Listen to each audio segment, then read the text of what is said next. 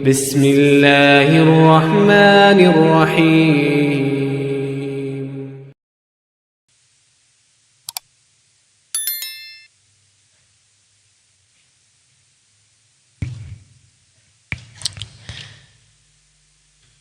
Tes. Silakan dibuka surat Al-Maidah ayat yang ke-8.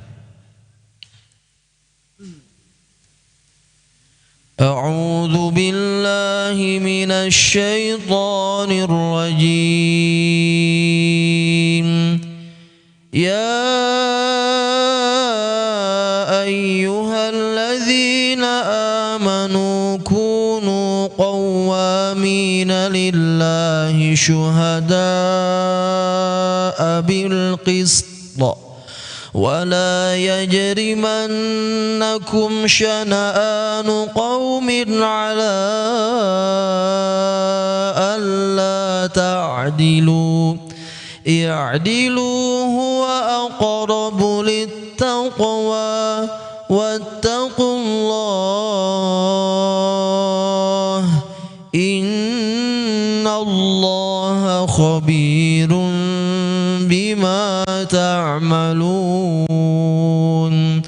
وعد الله الذين آمنوا وعملوا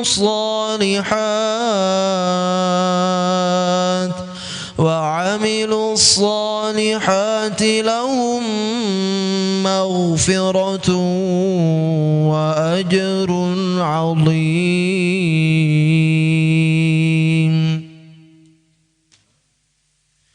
والذين كفروا وكذبوا بآياتنا أولئك أصحاب الجحيم يا أيها الذين آمنوا اذكروا نعمة الله عليكم إذ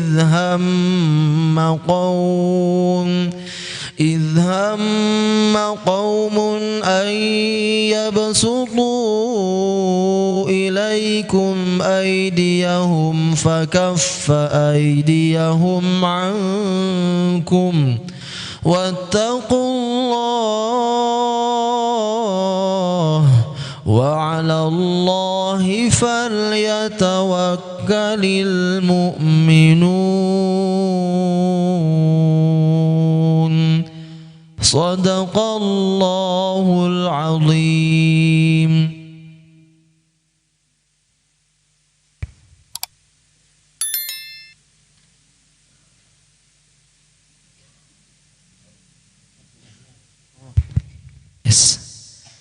Wahai orang-orang yang beriman, jadilah kamu sebagai penegak keadilan karena Allah ketika menjadi saksi dengan adil, dan janganlah kebencianmu terhadap suatu kaum mendorong kamu untuk berlaku tidak adil. Berlaku adilah, karena adil itu lebih dekat kepada takwa, dan bertakwalah kepada Allah. Sungguh Allah Maha teliti terhadap apa yang kamu kerjakan. Allah telah menjanjikan kepada orang-orang yang beriman dan beramal soleh bahwa mereka akan mendapatkan ampunan dan pahala yang besar. Bismillahirrahmanirrahim. Assalamualaikum warahmatullahi wabarakatuh.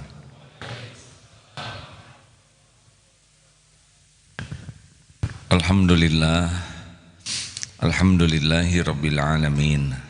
Segala puja, puji, utuh seluruhnya hanya untuk Allah Subhanahu wa ta'ala yang menciptakan kita, yang menggenggam diri kita setiap saat. Kita tidak lepas dari kekuasaannya. Tidak ada satupun nikmat yang datang kecuali pasti Allah yang memberikan, dan tidak ada satupun karunia kecuali milik Allah, sehingga kalau kita dipuji pasti pujian itu karena Allah lah yang memberikan karunia. Dan kalau kita caci, pastilah cacian itu lebih sederhana dibanding kehinaan kita yang sesungguhnya. Allahumma sholli ala Sayyidina Muhammad wa ala alihi wa ashabihi ajmain. Khusus bagi yang depan fokus ya. Karena kalau lihat sana sini saya jadi bingung. Hadirin sekalian, kita harus jelas sekali dalam hidup ini untuk memahami apa untung dan rugi, siapa yang menguntungkan, siapa yang membahayakan. Supaya di dalam bersikap kita jelas ya. Kalau kita melakukan sesuatu, kita tahu apa dampak dari yang kita lakukan ini. Masih ingat perumpamaan tentang ular? Kalau di depan ini ada ular yang berbahaya dan di sebelah kiri ini ada makanan yang enak, mana yang paling penting kita ketahui tentang ular atau makanan? Apa? Kenapa? Karena bahaya. Sekarang siapa yang paling membahayakan kita? Orang lain atau diri kita? Mana yang membahayakan kita? Keburukan orang lain atau keburukan diri kita sendiri? Jawab. Nah, pertanyaannya, kenapa kita lebih sibuk memikirkan keburukan orang lain? Orang yang sibuk memikirkan keburukan orang lain terlalu intensif, pasti akan lalai dari keburukan dirinya sendiri. Padahal yang mencelakakan kita bukan keburukan orang lain, melainkan keburukan diri sendiri. Kalau kita benar, kita dizolimi orang, tidak ada ruginya. Kezoliman orang kepada kita bisa menggugurkan habis dosa kita, bisa mengangkat derajat kita. Terbunuh sekalipun, kalau kita benar malah jadi syuhada. Makanya jangan mencemaskan perilaku buruk orang kepada kita, tapi yang harus paling kita cemaskan perilaku buruk kita kepada orang lain. Silakan Ustaz. Surat apa? Surat Al-Isra, surat ke-17 ayat ke-7. Surat ke-17 ayat 7. Maaf ya. A'udzu billahi minasy syaithanir rajim. In ahsantum ahsantum li anfusikum wa in asatum falaha. فإذا جاء وعد الآخرة ليسوءوا وجوهكم وليدخلوا المسجد كما دخلوه أول مرة وليتبروا ما علوا تتبيرا. Jika kamu berbuat baik, berarti kamu berbuat baik untuk dirimu sendiri, dan jika kamu berbuat jahat, maka kerugian atau kejahatan itu untuk dirimu sendiri. Apabila datang saat hukuman kejahatan yang kedua, kami bangkitkan musuhmu untuk menyeramkan wajahmu, lalu mereka masuk ke dalam Masjidil Aqsa, sebagaimana ketika mereka memasukinya pertama kali, dan mereka membinasakan apa saja yang mereka kuasai. In ahsantum ahsantum li anfusikum wa in asatum falaha. Ini ngunci nih. Jadi apapun yang kita lakukan, kalau duduk paling depan lihatnya ke sini ya, jangan ke atas. Saya merasa nggak ada teman ini. Bayangkan duduk paling depan lihat ke atas, jadi saya aneh ya. Sini lihatnya ya. Salah saya lagi pakai lihat yang ke atas. Terserah deh mau lihat kemana aja. Yang ini aja, Pak, lihat sama saya ya.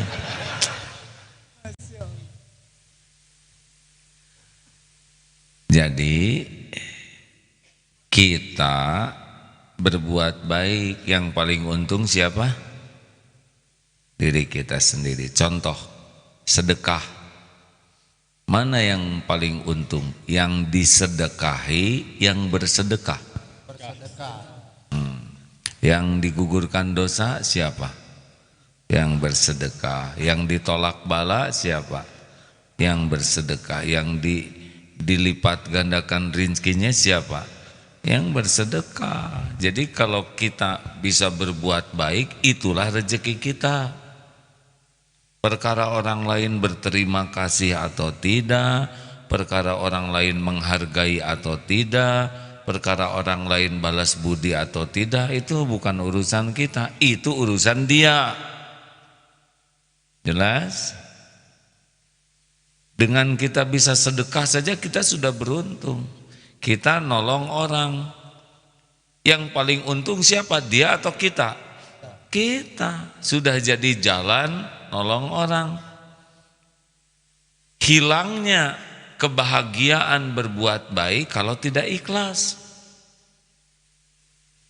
Ciri orang yang tidak ikhlas adalah merasa kita yang berbuat baik. Makanya tidak enak hati ini. Kalau kita jadi jalan rezeki buat orang, tapi kita merasa kita yang memberi, hilang itu pahalanya, hilang kenikmatannya amal, karena enggak akan enak di hati kita. Cirinya apa? Diingat-ingat, saya dulu yang membiayai, saya. Nggak ada bahagianya mengingat-ingat. Ciri lainnya tidak ikhlas adalah menyebut-nyebut kebaikan. Menyebut kebaikan itu tidak bahagia, hadirin, nyesek. Lebih menderita lagi, mana rasa terima kasihmu? Oh udah, makin menderita itu. Tidak ada orang yang nuntut orang lain balas budi kecuali dia menderita.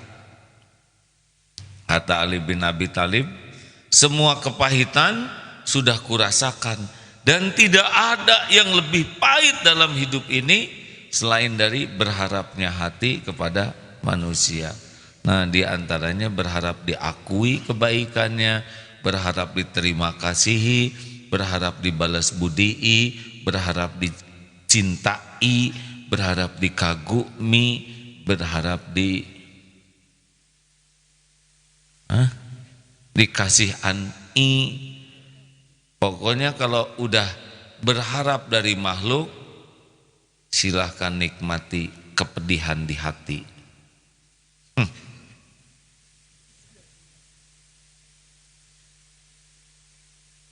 Serius hadirin. Orang-orang yang jatuh cinta tuh menderita karena berharap. Betul? Kecuali yang jatuh cinta kepada Allah, pas itu, bahagia. Jatuh cinta kepada Rasulullah, bahagia. Makanya kalau kita berbuat baik, maka yang harus kita jaga adalah kita bersyukur bahwa Allah memilih kita jadi jalan. Itu tekniknya. Jadi bukan kita yang nyumbang masjid, Allah yang membangun masjid. Alhamdulillah rezekinya sebagian dititipkan lewat kita. Untung. Gak usah disebut-sebut. Gak kepilih jadi DKM tidak apa-apa. Bukan kita nyumbang anak yatim. Allah memberi rezeki kepada anak yatim, dititipkan lewat kita. Kalau kita tidak ngaku-ngaku, jadilah amal kita. Bahagia tuh, yakin. Mulia lagi. Tapi kalau sudah ngaku-ngaku, saya nyumbang anak yatim, saya yang membiayai anak yatim, hakul yakin dia tidak akan bahagia. Aneh tuh anak, udah dibiayai, tidak tahu terima kasih, ikhlas. Bu, ibu-ibu, ada nggak ibu-ibu di sini? Kalau ibu masak untuk suami, dari pagi nih, udah disediakan dengan baik oleh ibu, ditata, udah dihias makanannya, terus tidak dimakan oleh suami, maaf ya Bu, saya banyak urusan di kantor, lain kali aja. Bagaimana perasaan Ibu? Jawab yang jujur Bu. Jengkel atau tidak? Jengkel. Sakit hati atau tidak? Kecewa atau tidak? Nah itu teh ciri-ciri tidak ikhlas.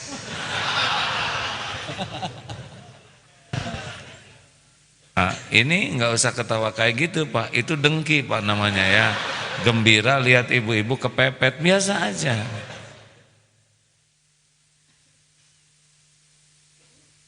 Ini penting hadirin, jadi tidak cukup berbuat baik, tapi harus menjaga niat. Dan niat itu ada di 3 tempat, di awal, di tengah, dan di akhir. Sebelum berbuat bisa ikhlas, tapi sesudah berbuat lagi berbuat belum tentu ikhlas. Sesudah selesai beramal itu harus dijaga juga tuh. Kalau tidak rusak di ujungnya. Makanya kalau ingin cari bahagia kita harus berbuat baik, karena tidak ada kebahagiaan dalam dosa.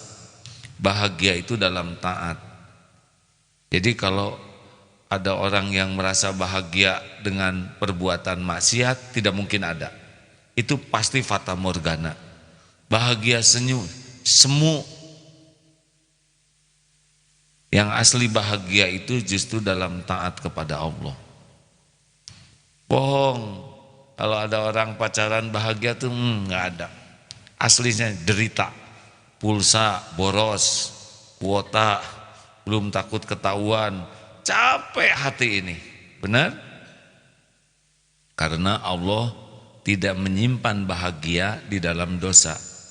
Bahagia itu hanya ada dalam ketaatan kepada Allah. Nah, taat itu tidak cukup lahiriah, tapi harus dari hati, yaitu ikhlas. Ayo lakukan, lupakan. Lakukan, lupakan. Perlukah kita mengingat-ingat jasa kita? Jawab. Perlukah kita menyebut-nyebut jasa baik kita? Perlukah kita menunggu orang lain berterima kasih? Perlukah kita menunggu orang lain balas budi? Yakin? Alhamdulillah. Kalau itu benar-benar terjadi, cirinya amal yang diterima oleh Allah, dia bisa menikmati amal itu. Seperti sholat yang disukai Allah, pasti nikmat dalam sholatnya. Nah, yang kedua sekarang yang harus kita pikirkan, in ahsantum ahsantum li anfusikum wa in asatum falaha. Kalau kita berbuat jelek, siapa yang paling menanggung dari keburukan kita? Kita. Jadi kalau kita merasa hidup ini kurang bahagia, kira-kira itu buah dari perbuatan siapa? Ada yang jawab? Cik, Pak, kalau Bapak kurang bahagia akibat perbuatan buruk istri atau perbuatan buruk diri sendiri? Jawab? Diri sendiri. Gitu, lelaki sejati. Gampang ngomong mah Pak. Bu, Ibu, kalau Ibu nelangsa menderita karena perbuatan buruk, kelakuan buruk suami, atau karena kelakuan buruk diri sendiri? Tetap suami Pak. Dari dulu selalu gagal pertanyaannya. Ada yang lebih bijak, akibat keburukan suami sendiri katanya gitu. Tekaci Bu, jangan licik atuh Bu, ini pengajian tauhid nih ya.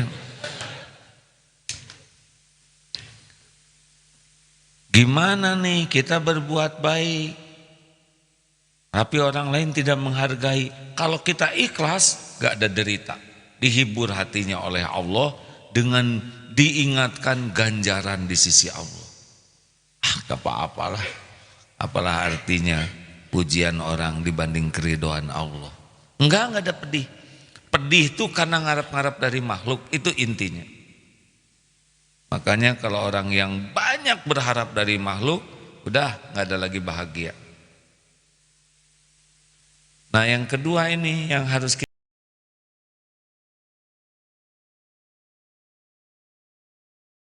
kita ingat, bahwa keburukan yang kita lakukan itu tidak akan kemana-mana.